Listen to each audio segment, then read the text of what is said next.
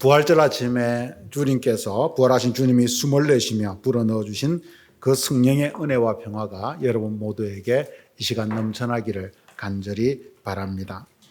우리가 살아가는 신앙생활이라고 하는 것은 사실 신앙생활이라고 하는 말이 보여주듯이 신앙은 곧 삶의 문제다라고 하는 것을 우리에게 말해주고 있습니다. 우리가 믿는다고 하면서도 우리의 삶이 여전히 어두움 가운데 있고 또 세상에 속한 그런 자로 살아간다라고 한다면 우리는 여전히 어둠에 속한 자일 것이고 또 빛 가운데 생명 가운데 우리가 살아간다면 그 사람은 생명을 쫓는 신앙인 참된 부활을 가진 부활신앙을 가진 그런 신앙인이 될 것입니다. 이것은 부활신앙이라고 하는 것도 마찬가지입니다. 부활신앙은 그저 2000년 전에 예수님이 부활하셨다라고 하는 사실을 믿는 데서 끝나는 것이 아니라 그 부활의 능력을 우리의 삶 속으로 가져와 그 부활의 삶을 우리가 살아내는 바로 거기에 우리 부활신앙의 생명력이 있는 것입니다. 그런 면에서 오늘 본문 말씀은 고린도 전체의 구조 속에서 우리들에게 부활의 권능, 부활의 기적, 부활신앙으로 이 부활의 삶을 살아가며 주님을 우리가 정말 따르고 있는가라고 하는 것을 우리들에게 묻는 아주 근본적인 그런 질문을 던지고 있는 본문의 말씀입니다. 우리는 고린도전서 13장을 사랑장이라고 부르듯이 이 고린도전서 15장의 말씀을 흔히 부활장이다라고 그렇게 부릅니다. 예수님의 부활을 그만큼 집중적으로 우리들에게 다루고 있기 때문입니다. 이 부활장의 위치를 우리가 보면 이 부활장이 나오기까지의 고린도전서의 내용은 1장에서 14장까지는 주로 고린도 교회의 그 문제를 다루며 그 문제로 인한 책망을 다루고 있는 것을 우리에게 보여주고 있습니다. 고린도 교회는 우리가 잘 알듯이 바울이 개척한 교회였습니다. 그런데 바울에게 들려오는 소리는 교회 내에 파당이 생겨서 나는 바울파다, 나는 게바파다, 나는 아볼로파다, 나는 그리스도파다라고 하면서 서로 갈등이 존재했습니다. 심지어 교회 안에 음행의 문제가 생겼고 흥금사고가 터졌고 성만찬의 오해가 생겨서 성만찬을 더럽히는 그런 일까지도 일어났습니다. 이런 항목들을 열거하자면 적어도 우리가 고린도전서 말씀 속에서 뽑아보아도 10가지가 넘는 문제투성이의 그런 교회 속에 교회로 머물러 있었다라고 하는 이야기입니다. 이에 대해서 사도 바울은 정말 자신이 자식같이 낳고 세운 그 교회로서 정말 부모의 심정으로 그 교회의 편지를 애끓는 편지를 쓰고 있는 것입니다. 그러다가 마지막 15장에 와서 그 분위기를 확 바꾸어서 우리들에게 이 부활에 대한 이야기를 하고 있는 것입니다.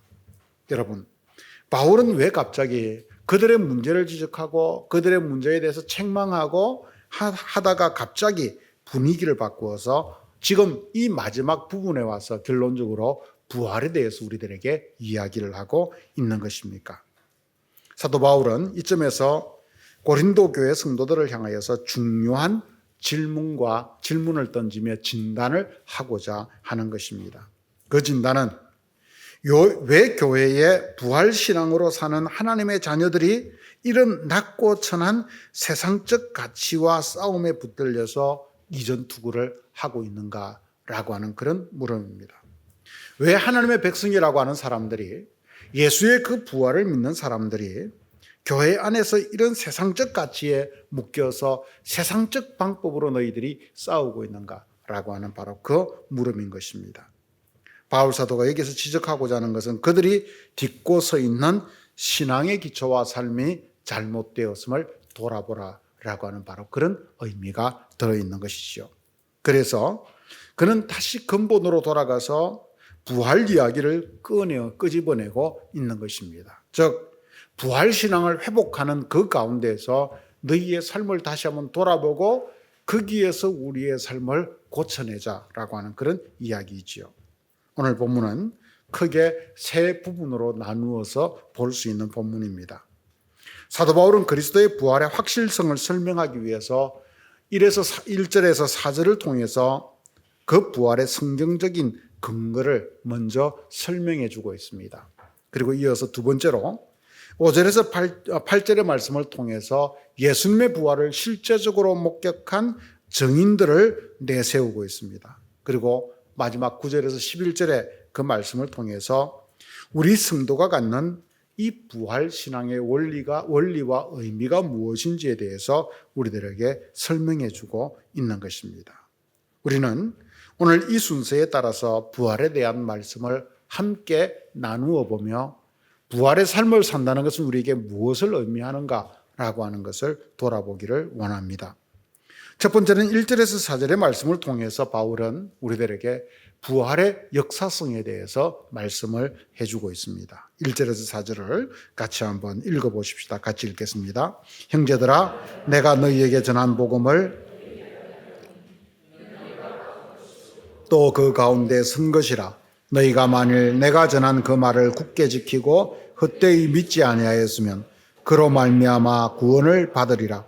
내가 받은 것을 먼저 너희에게 전하였노니 이는 성경대로 그리스도께서 우리 죄를 위하여 죽으시고 장사 지낸 바 되셨다가 성경대로 사흘 만에 다시 살아나사. 아멘. 1절을 보면 바울은 고린도 교인들이 그가 전한 복음을 받고 그들이 그 복음 가운데 서 있다라고 말씀합니다. 즉 바울이 전한 복음 가운데 그들이 지금 서 있지 않느냐라고 하는 이야기지요. 그리고 2절을 통해서 바울이 3년 반 동안 눈물과 기도로 그 전한 복음을 그들이 굳게 지키고 있다면 그들은 그것으로 말미암아 구원을 받은 자들임을 확실하게 말해주고 있습니다. 그리고 마지막 3절 4절을 통해서 부활의 역사성에 대해서 구약에 예언된 말씀을 인용하여서 성경대로 그리스도께서 우리 죄를 위해서 죽으시고 장사 지낸 바 되었다가 성경대로 다시 사흘 만에 살아나셨다라고 하는 것을 말씀해 주고 있습니다. 즉 바울이 그들에게 전했던 말씀, 그것을 부활에 관한 그 부활 신앙의 그 부활의 진리를 다시 한번 그들에게 상기시켜 주고 있는 것입니다. 여러분, 오늘 본문 속에서 바울이 지금 강조하고 있는 것은 무엇입니까? 성경대로라고 하는 바로 이 말일 것입니다. 그래서 그는 이 말을 2번이나 반복하고 있습니다. 여기서 성경대로라고 하는 말은 구약에서 예수님의 그 십자가와 부활을 예언했던 바로 그 말씀을 우리에게 말하고 있는 것입니다. 사도 바울은 성경대로 이 일이 이루어졌다라고 하는 것을 말하고 있는 것입니다. 성경대로 예수께서 죽으셨고 성경대로 다시 사흘 만에 부활하셨다라고 하는 것을 말해주고 있는 것이죠. 여러분, 왜 이 말이 중요할까요? 성경대로라고 하는 말을 강조함으로써 그리스도의 죽으심과 부활은 돌발적이거나 우연히 일어난 사건이 아니라 이미 오래전에 하나님께서 선지자들을 통해서 우리들에게 그 계획을 알려주고 예언했던 바로 그 말씀의 성취였다라고 하는 것을 우리에게 보여주고 있습니다. 다시 말해서 부활은 오랜 하나님의 계획과 섭리 속에 이루어진 그 하나님의 뜻의 성취요 완성이다라고 하는 그런 말씀인 것입니다. 여기서 사도 바울이 고린도 교인들에게 말하고자 하는 것은 바로 이것입니다. 성경대로 부활을 믿는 우리 교회에서 어찌 파당을 짓고 음행을 하고 헌금과 성찬을 더럽힐 수 있느냐라고 하는 이야기죠. 성경대로 이 진리가 이루어진 것을 믿고 따라가는 우리의 삶이 왜 그런가라고 하는 것을 말하고 있는 것입니다. 그러한 일은 신앙이 세속적 가치로 잘못 물들어 있기 때문이지 않느냐라고 하는 것이지요. 이런 일은 성도들의 삶의 이름만 그리스도인이기 때문이고 그들이 오랫동안 교회를 드나들었지만 아직도 교회와 세상의 양다리를 걸치고 그 뿌리를 성경 위에 기초하고 있지 않다라고 하는 그 말씀인 것입니다. 그래서 참 바울 사도는 성경대로 이루어진 그 부활의 역사성을 통해서 우리가 어디에 뿌리를 두고 있는지를 점검하게 하고 있는 것입니다. 부활은 우리의 실상과 뿌리를 점검하는 근거가 된다라고 하는 바로 그런 이야기인 것입니다. 이렇게 자기가 전했던 그 부활의 진리를, 성경대로 이루어졌던 그 부활의 진리를 일깨운 바울은 두 번째로 5절에서 8절의 말씀을 통해서 부활을 목격한 증인들에 관해서 말씀을 하기 시작합니다. 즉 그렇게 이루어진 이 부활의 역사는 확실하게 이루어졌던 것이다. 부활의 확실성을 강조하는 겁니다. 5절에서 8절 말씀을 같이 한번 읽어봅시다. 게바에게 보이시고 후에 12제자에게와 그 후에 500여 형제에게 일시에 보이셨나니 그 중에 지금까지 대다수는 살아있고 어떤 사람은 잠들었으며 그 후에 야고보에게 보이셨으며 그 후에 모든 사도에게와 맨 나중에 만삭되지 못하여 난 자 같은 내게도 보이셨느니라. 아멘. 5절을 보면 부활을 목격한 증인들을 열거해 가기 시작합니다. 게바, 즉 베드로에게 보이셨고 12사도에게 보이셨고 그리고 500여 형제에게 보이셨고 나중에는 야고보와 그리고 맨 나중에 만삭되지 못하여 난 자 같은 사도 바울 자신에게도 부활의 주님께서 보이셨다라고 그렇게 말씀하고 있는 것입니다. 여러분, 이 증인들은 어떤 사람들입니까? 우리보다 더 확실하게 예수님의 십자가와 그 부활 사건을 직접 보았고 또 어떤 이들은 주님을 직접 만지고 확인한 그런 사람들입니다. 그래서 부활은 성경의 예언일 뿐만 아니라 그것은 역사적으로 분명하게 일어난 성취된 사건이다라고 하는 것을 다시 한번 강조해 주고 있는 것입니다.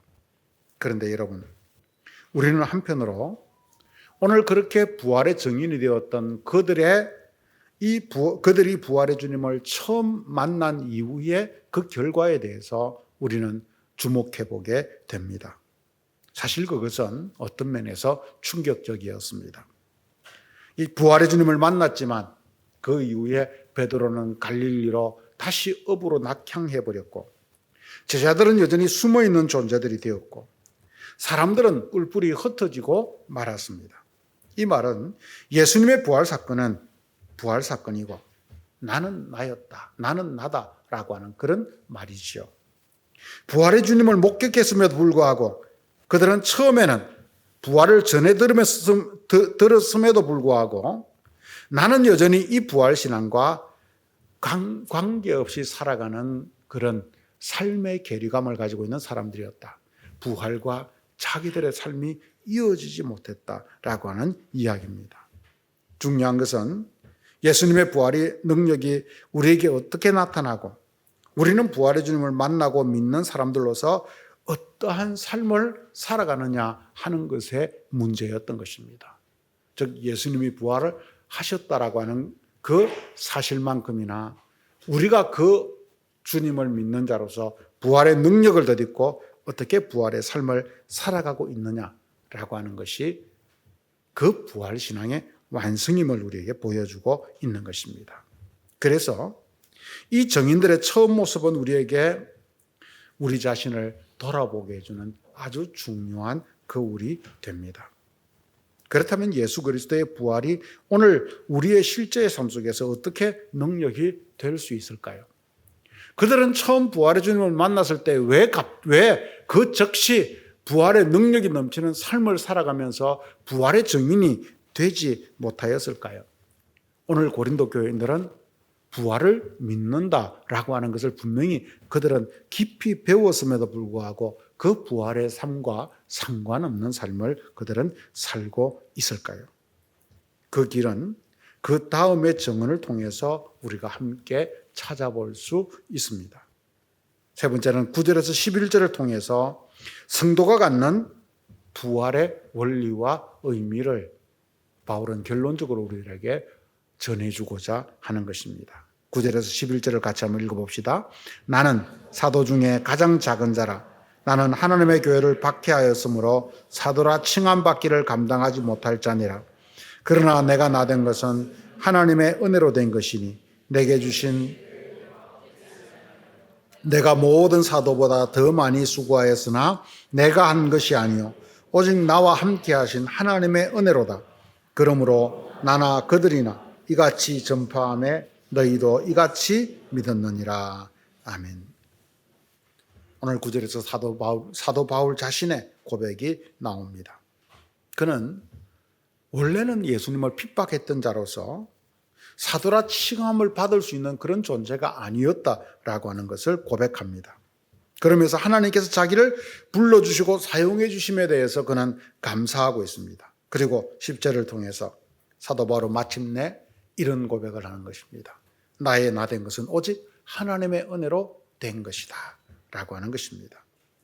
그래서 마지막 11절을 통해서 이 세상에 절실하게 필요하며 전하고 믿어야 할 것은 오직 부활의 복음뿐이라고 하는 것을 그는 다시 한번 결론적으로 사람들에게 강조해 주고 있는 것입니다.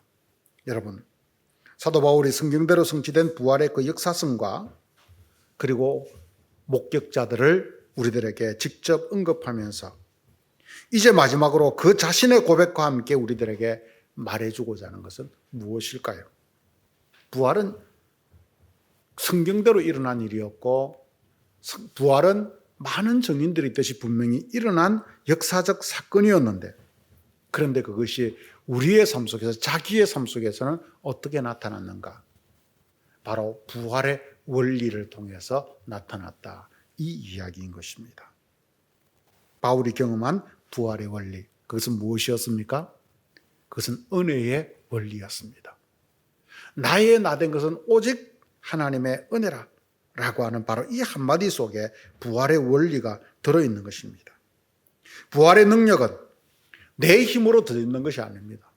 내가 부활의 주님을 만났으니 힘을 내어서 한번 전해보자 라고 하는 내 결심 속에 있는 것이 아닙니다.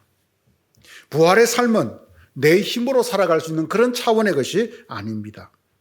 바울은 부활과 그 증인된 자기를 바라보다가 그는 마침내 자기 자신에 대해서 이렇게 고백하는 겁니다. 내가 어떻게 부활의 증인되었는가? 나의 나 된 것은 오직 하나님의 은혜로 되었다라고 하는 이야기입니다. 그 은혜로 말미암아서 자기는 부활 신앙을 갖게 되었고 그 은혜로 말미암아서 자기는 부활을 삶으로 살아가는 그런 사람이 되었다라고 우리들에게 이야기해주고 있는 것이지요. 여러분, 그 은혜를 경험하기 위해서 필요한 것은 무엇이었을까요? 바로 자기 자신이 죄인임을 깨닫고 자기를 비우는 철저한 자기 비움과 회개의 삶을 살아가는 것이었습니다. 우리는 그것을 바울의 고백 속에서 발견하게 됩니다. 그래서 그는 나는 원래 이 사도가 될 수 없는 사람이었다라고 하는 여기에서부터 출발을 하는 것입니다. 나는 핍박자였다는 것에서부터 출발하는 것입니다. 그리고 나의 나 된 것은 오직 하나님의 은혜로 된 것이라 라고 하는 이 고백을 통해서 그는 성도가 갖는 부활신앙의 원리를 우리들에게 분명하게 보여주고자 하는 것입니다. 여러분, 세상적인 문제 속에서 세상적인 방법으로 살아가는 이 세상에 속한 자가 되는 것, 그것이 우리가 부활신앙을 살아가는 삶이 아니라 부활의 세계 속에서 은혜의 방법으로 자기를 비우고 부활의 능력을 덧입고 그래서 새로운 존재로 살아가는 바로 여기에 부활신앙의 열쇠가 있음을 말하고 있는 것입니다. 그래서 오늘 본문이 우리에게 보여주는 부활은 우리 인생의 방향전환을 의미하는 것입니다. 이 부활의 복음이 곧 고린도 교회의 문제, 오늘 우리의 문제를 해결하는 길이요, 우리의 삶의 방향을 근본적으로 바꾸어 주는 것이라는 겁니다. 우리의 삶의 문제는 결국 우리의 삶의 근본적 방향을 바꿈으로 말미암아 거기에서 진정 치유가 일어나고 거기에서부터 회복이 일어나게 된다라고 하는 것을 말하고 있는 것입니다. 그렇다면 우리는 이 부활주일에 우리 인생의 방향에 대해서 다시 한번 점검해 보아야 합니다. 아니, 우리 인생의 방향을 우리는 여기서 바꾸어 가야 하는 것입니다. 부활의 능력은 우리 삶의 방향을 통해서 바로 우리의 삶 속에 구체적으로 나타나는 것이기 때문입니다. 고린도 교인들은 부활의 주님을 만났지만 부활의 주님에 대해서 그들은 가르침을 받았지만 하지만 그들은 여전히 세상의 문제와 세상의 방법을 교회 안으로 가지고 들어와서 살아가고 있습니다. 그러니 그들이 부활의 부활의 주님에 대해서 배웠던 것이 그들의 삶의 능력이 되지 못했습니다. 부활이 그들의 능력이 될 수 없었습니다. 오히려 그들의 소식이 이 세상과 주님 사이에서 모호했고 그들은 오히려 세상의 방법으로 살아가니 교회가 난리가 나고 그 교회가 수많은 문제들로 휩싸여 있는 바로 그런 공동체가 되어버리고 말았던 것입니다. 여러분, 우리가 앞에서 살펴보았듯이 이것은 처음 부활의 주님을 만났던 증인들도 처음에는 그러했다라고 하는 것을 우리는 보았습니다. 그런데 그 부활의 증인들은 어디에서 자기의 삶의 방향을 완전히 바꾸어 부활의 증인, 부활의 삶을 살아가는 그런 사람들이 되었습니까? 그들의 삶 속에 부활의 원리가 실현되면서 부터였습니다. 여러분, 부활의 삶을 살아가려면 첫 번째로는 죽음이 전제되어야 합니다. 예수님의 십자가 죽음이 없었다면 예수님의 부활도 일어나지 않았겠지요. 그러니 부활은 반드시 죽음이 전제되고 그 죽음이 전제되지 않은 부활은 있을 수 없는 것입니다. 우리는 누구나 죽기 때문에 부활의 능력을 마침내 덧입게 된다고 이 부활 소망을 가지고 살아가는 것입니다. 우리에게 죽음이라고 하는 것이 앞에 놓여져 있지 않다면 우리는 이 부활 신앙이라고 하는 것이 성립될 수 없다는 것을 우리는 알고 있습니다. 이처럼 누구든지 이 땅에서 부활의 능력을 덧입으면서 살아가는 그 삶은 살아가려고 한 그 부활의 능력을 덧입은 삶을 우리가 살아가려고 한다면 거기에서는 바로 이 죽음의 원리, 자기 죽음, 자기 부인, 자기 부정이라고 하는 것이 항상 따라와야 한다는 것입니다. 우리는 평생을 가져왔던 세상의 가치관들, 나의 육체적인 욕망들, 이런 것들이 십자가에서 못 박히고 소멸되어야 부활의 몸, 부활의 영광과 능력을 덧입을 수 있게 되는 것입니다. 이 원리를 안 바울은 그래서 그는 우리들에게 모든 것을 열어놓고 이렇게 고백합니다. 나는 날마다 죽노라 라고 고백합니다. 바울은 왜 맨날 십자가에서 자기 죽음을 그렇게 고백했을까요? 그것이 바로 부활신앙을 가지고 살아가는 새 삶을 가지고 살아가는 바로 그 출발점이었기 때문입니다. 부활의 증인들은 베드로를 비롯한 제자들이 부활의 주님을 만났지만 그것이 일시적 기쁨에 그치고 그 이후에 다시 갈릴리로 내려가 일상으로 돌아가 고기잡이를 하였던 것은 그들이 여전히 자기 죽음을 두려워하고 회피했기 때문이었습니다. 그래서 죽음을 두려워하는 그들, 죽음을 경험하지 못했던 그들에게 부활 사건은 일어나지 않았고 아무런 능력이 되지 못했습니다. 그러므로 두 번째 이 부활의 원리는, 부활의 삶은 자기 죽음을 넘어서서 성령의 은혜를 이제는 덧입어야 된다라고 하는 것입니다. 제자들의 터닝 포인트는 누가 보아도 우리가 성경 속에서 보는 제자들의 그 터닝 포인트는 오순절 성령 강림이었습니다. 부활하신 주님께서 보내주신 성령께서 그들에게 임하자 그들은 담대하게 나가서 복음을 전하는 부활의 증인들이 되었습니다. 죽음을 두려워하지 않는 사람들이 되었습니다.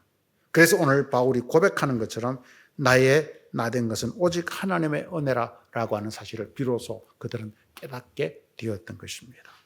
은혜의 원리 안으로 들어왔던 것이지요. 그때 그들은